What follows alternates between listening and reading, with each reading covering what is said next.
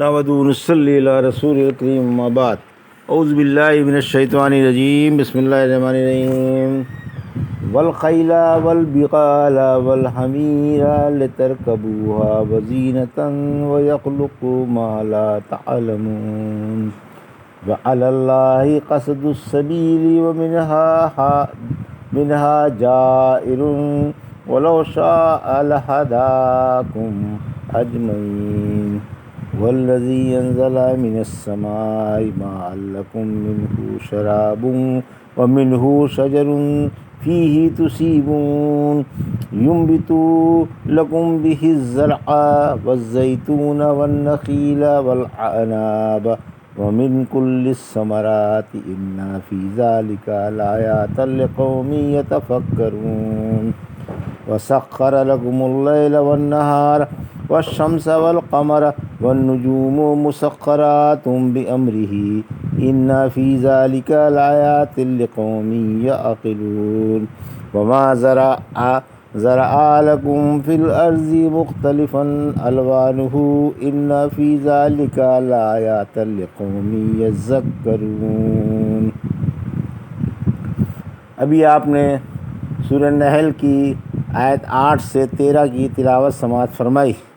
ان آیتوں کا ترجمہ اور تفسیر اس طرح ہے: والخیل والبغال والحمیر لترکبوها وزینة ویخلق ما لا تعلمون۔ آیت 8 ترجمہ: اللہ نے گھوڑے، خچر اور گدھے سواری اور خوبصورتی کے لیے بنائے، اور اللہ ایسی چیزیں پیدا کرے گا جن کی خبر بھی نہیں۔ یہ ترجمہ تھا سورہ نحل کی آیت 8 کا۔ تفسیر: بعض جانور سواری اور خوبصورتی کے لیے پیدا کیے گئے۔ یہ ان جانوروں کی جنہیں اللہ نے اپنے بندوں کے لیے بنائے دوسری قسم ہے، اور یہ بھی اللہ کی نعمتوں میں سے ہے۔ یعنی گھوڑے، خچر اور گدھے سواری اور زینت کے لیے ہیں۔ ان کے پالنے کی بڑی غرض یہی ہوتی ہے۔ گھوڑے حلال ہیں۔ جابر رضی اللہ عنہ کا بیان ہے کہ رحمت عالم صلی اللہ علیہ وسلم نے پالتو گدھوں کے گوشت سے منع فرمایا اور گھوڑوں کے گوشت کی اجازت دی۔ اسماء بنت ابی بکر رضی اللہ عنہ فرماتی ہیں، ہم نے مدینے میں عہد نبوت میں گھوڑا ذبح کر کے کھایا۔ ابن عباس رضی اللہ عنہ فرماتے ہیں، گھوڑے غیر مانوس تھے، اللہ نے انہیں اسماعیل کے لیے مانوس فرما دیا و فرما بردار بنا دیا۔ اس آیت سے معلوم ہوا کہ ان جانوروں کی سواری جائز ہے، اور خچر بھی انہی میں سے ہیں۔ آپ کے پاس تحفے میں ایک خچر آیا تھا جس پر آپ سوار ہوا کرتے تھے، پھر بھی آپ نے گدھوں کے ذریعے گھوڑوں سے نسل لینے سے منع فرمایا۔ دہیہ کلبی رضی اللہ عنہ فرماتے ہیں، میں نے آپ سے پوچھا، کیا آپ کے لیے گدھے کے ذریعے گھوڑی سے نسل حاصل نہ کروں؟ اس سے خچر پیدا ہوگا اور آپ اس پر سوار ہوں گے۔ فرمایا، یہ کام جاہلوں کا ہے۔ وعلی اللہ قصد السبیل ومنها جائر ولو شاء لہداکم اجمعین۔ آیت 9 ترجمہ: اور معتدل راہ اللہ ہی کی طرف پہنچتی ہے، اور بعض راہیں ٹیڑھی بھی ہیں، اور اگر اسے منظور ہوتا تو تم سب کو ہدایت عطا فرما دیتا۔ یہ تھا ترجمہ۔ آیت 9 کا تفسیر: دینی راہ کا بیان۔ آیت 9 اوپر ظاہری راستوں کا بیان تھا، اس آیت میں معنوی یعنی دینی راہ کا بیان ہے۔ قرآن میں کثرت سے محسوس باتوں کا بیان آتا ہے، چنانچہ اس صورت میں اللہ نے جانوروں کا بیان فرمایا جن میں سے بعض کھائے جاتے ہیں، بعض سے سواری کا کام لیا جاتا ہے، اور خانگی ضرورتیں پوری کی جاتی ہیں، اور دور دراز کے شہروں میں سامان منتقل کیا جاتا ہے، اور سفر کے لیے ظاہری راہ کا ہونا ضروری ہے۔ پھر اس کے بعد معنوی یعنی دینی راہ کا ذکر فرمایا جس پر چل کر آخرت بنتی ہے۔ صحیح اور معتدل راہ وہ ہے جو اللہ تک پہنچتی ہے۔ سورہ انعام کی آیت 153 میں فرمایا، یقین مانو میری یہ راہ توحید کی راہ سیدھی ہے، اس پر چلو اور دیگر راہوں پر نہ چلو، ورنہ اللہ کی راہ چھوڑ بیٹھو گے۔ سورہ ہجر کی آیت 41 میں فرمایا، یہ سیدھی راہ ہے جو مجھ تک پہنچتی ہے۔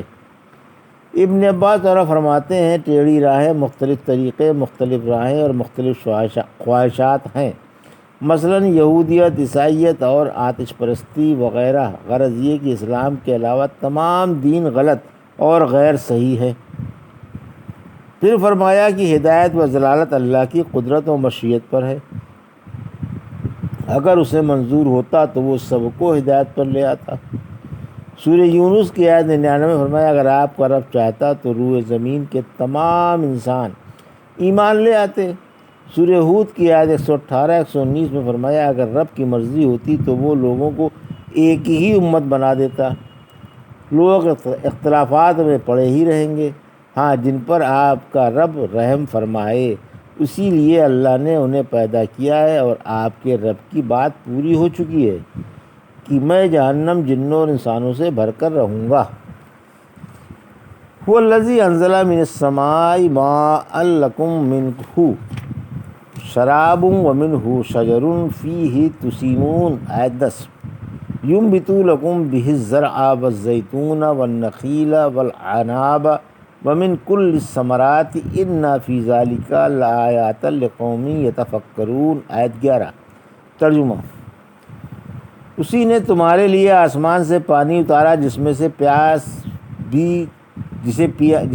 پیا بھی جاتا ہے اور گھاس پھوس بھی پیدا ہوتی ہے، جس میں تم جانور چراتے ہو، وہی اس سے تمہارے لیے کھیتیاں، زیتون، کھجور، انگور اور طرح طرح کے پھل پیدا کرتا ہے۔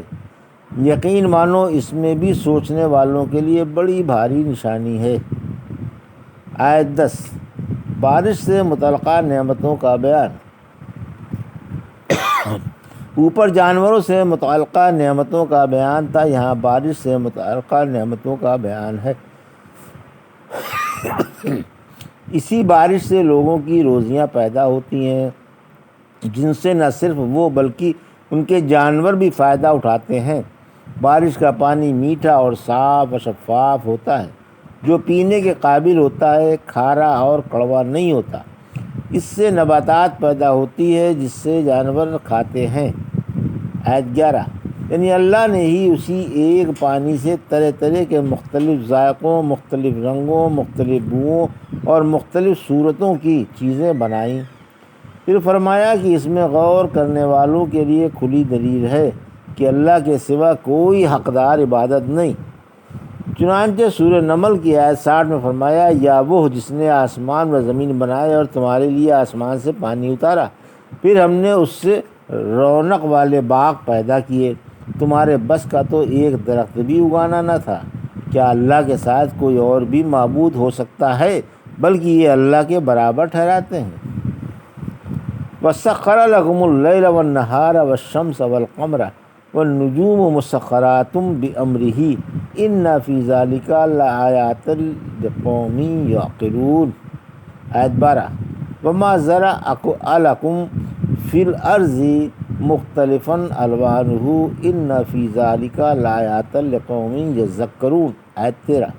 ترجمہ: اسی نے تمہارے لیے دن رات تمہارے قبضے میں دے دیے، اور اس کے حکم سے سورج، چاند اور تارے بھی تمہارے فرما بردار ہیں۔ بلا شبہ اس میں عقل و ہوش والوں کے لیے بڑی بڑی نشانیاں ہیں، اور اسی نے تمہارے لیے ہر چیز زمین سے پیدا کی جس کے مختلف رنگ ہیں۔ یقین مانو اس میں بھی نصیحت ماننے والوں کے لیے بڑی زبردست نشانی ہے۔ یہ تھا ترجمہ آیت 12-13 کا۔ تفسیر۔ آیت 12۔ دن رات اور سورج چاند اللہ کو بتاتے ہیں۔ اللہ لوگوں کو اپنی بڑی بڑی نشانیوں کی طرف توجہ دلا رہا ہے اور اپنے بڑے بڑے احسانات یاد دلا رہا ہے کہ اس نے دن رات کو تمہاری خدمت پر متعین فرما دیا۔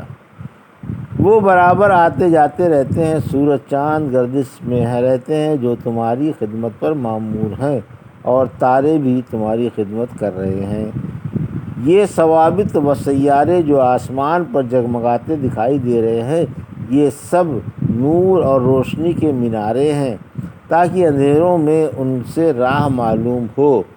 ہر سیارہ اپنے فلک میں گردش کر رہا ہے، اور جو حرکت متعین کر دی گئی ہے اسی میں اس میں کمی بیشی نہیں آنے دیتا۔ یہ سب اور تمام کائنات اللہ کے قہر و دبدبے اور تسخیر و تقدیر کے اندر ہیں۔ پھر فرمایا کہ اس میں اللہ کی زبردست قدرت اور غلبہ عظیم کی عقل و ہوش والوں کے لیے جو اس کی نشانیوں کو سمجھ بھی سکتے ہوں بڑی بڑی نشانیاں ہیں۔ آیت 13 عرضی نشاط کا بیان۔ آسمانی نشانیوں کے بعد زمین کی نشانیاں بیان کیں کہ اس نے زمین پر بھی عجیب و غریب چیزیں پیدا کی ہیں اور مختلف حیوانات، نباتات، جمادات اور معدنیات بنائے جن کے رنگ، شکل، صورت، فائدے اور خواص مختلف ہیں۔ اس میں بھی اللہ کے احسانات کو یاد کرنے والوں کے لیے بڑی بھاری نشانی ہے۔ یہ تھا سورہ نحل کی آیت 8 سے 13 کا ترجمہ اور تفسیر جو بھی آپ نے سماعت فرمائی۔ بارک اللہ لی و لکم فی القرآن الحکیم و نفعنا ایاکم بآیات الذکر الحکیم۔